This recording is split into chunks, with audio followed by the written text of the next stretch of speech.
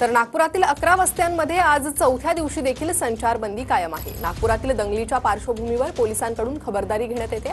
संचारबंदीच्या परिसरातील बाजारपेठा 170हून अधिक शाळा देखील बंद आहेत। आणि या संचारबंदी संदर्भात देखील अधिक अपडेट आपण घेणार आहोत आमचे प्रतिनिधी गजानन उमाटे यांच्याकडून। गजानन, सध्या काय परिस्थिती आहे नागपुरात? नक्कीच सोमवारी जी दंगल घडली, हिंसाचार घडला, त्यानंतर संचारबंदी त्या परिसरामध्ये 11 वस्त्यांमध्ये लागू करण्यात आली होती नागपूर पोलिसांकडून। आणि आज चौथ्या दिवशीही ही संचारबंदी जी आहे ती कायम आहे। परत पुन्हा तणाव निर्माण होऊ नये, हिंसाचार घडू नये यासाठी पोलीस जे आहे ते ॲक्शन मोडवर आहे, संपूर्ण खबरदारी घेत आहे। काल नागपूरचे पोलीस आयुक्त डॉक्टर रवींद्र सिंगल यांनी संपूर्ण जे हिंसाचार घडला त्या भागाची पाहणी केली आणि तणाव आहे की नाही याची पण चाचपणी केली। परंतु आजही त्यांनी संचारबंदी जी आहे ती त्या ठिकाणी लागू केलेली, त्यामुळे 170 पेक्षा जास्त शाळा मंगळवार, बुधवार आणि आजचा गुरुवार म्हणजे 3 दिवस झाले बंद आहे।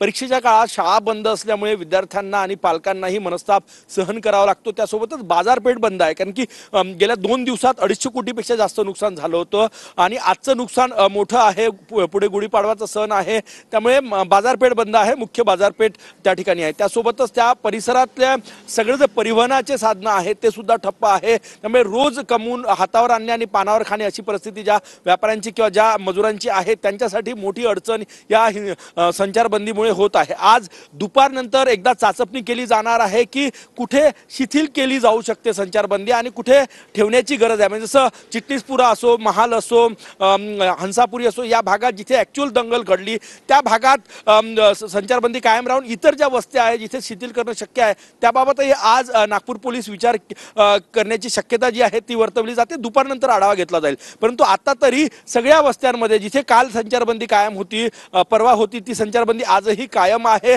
आणि सगळीकडे QRTची टीम असो, राज्य राखीव पोलीस दलाची टीम असो आणि नागपूर पोलिसांचे कमांडो, सगळ्या पोलिसांची फोर्स जी आहे ती अजूनही त्या वस्त्यांमध्ये तैनात आहे। पेट्रोलिंग सुरू आहे, कारण की सोमवारी जो हिंसाचार घडला तो भयावह होता। अनेक लोकांच्या मनात अजूनही भीती आहे, कारण की लोकांचे घरं जाळण्याचा प्रयत्न जो आहे तो त्या ठिकाणी झाला, गाड्यांची तोडफोड झाली, मोठ्या प्रमाणात पोलीस जखमी झाले। त्यामुळे ती भीती लोकांच्या मनात आजही आहे आणि पुन्हा एकदा दोन्ही समुदाय, दोन्ही गट एकमेकांसमोर येऊ नये, तणाव निर्माण होऊ नये, त्यामुळेच पोलिसांकडून ही खबरदारी घेतली जात आहे आणि आज चौथ्या दिवशी सुद्धा संचारबंदी जी आहे ती कायम आहे। नक्कीच संचारबंदी कायम असल्याचं पाहायला मिळते। गजानन, तुम्ही असेच आमच्यासोबत जोडलेले रहा। आणखी एक महत्त्वाची बातमी